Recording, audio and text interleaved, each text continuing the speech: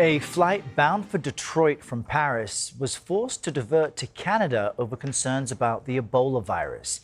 And today, the Department of Homeland Security is set to implement new entry restrictions for foreign travelers coming from countries at the center of the outbreak. CBS News' Jarred Hill has been following all of this for us and joins us now in studio with more. Jarred, good morning.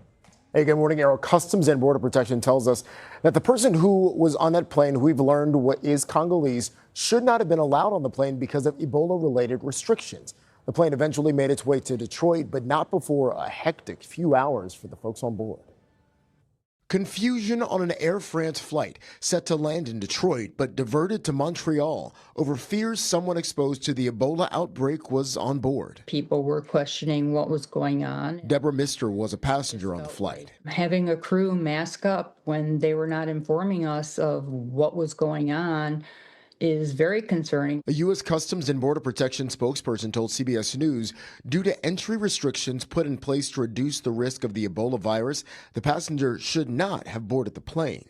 It's not clear if the person was showing any symptoms or the last time they were in the Democratic Republic of Congo, which is the center of a new Ebola outbreak. According to the World Health Organization, more than 130 people have died, and there are over 500 more suspected cases. Both numbers are expected to rise. An American surgeon working as a missionary in eastern Congo is tested positive and will be treated at a German hospital. His wife, a doctor as well, and their 4 children are also headed there. They're set to stay in a special isolation ward. Another American doctor has been taken to the Czech Republic.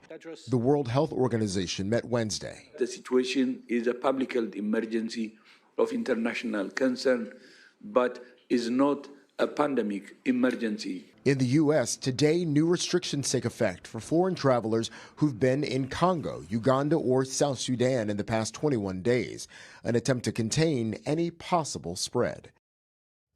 The U.S. says that it's funneling people coming from those countries through Washington Dulles Airport in Virginia, where they are surging public health resources. Errol. All right, very serious stuff there. Jarred, thank you.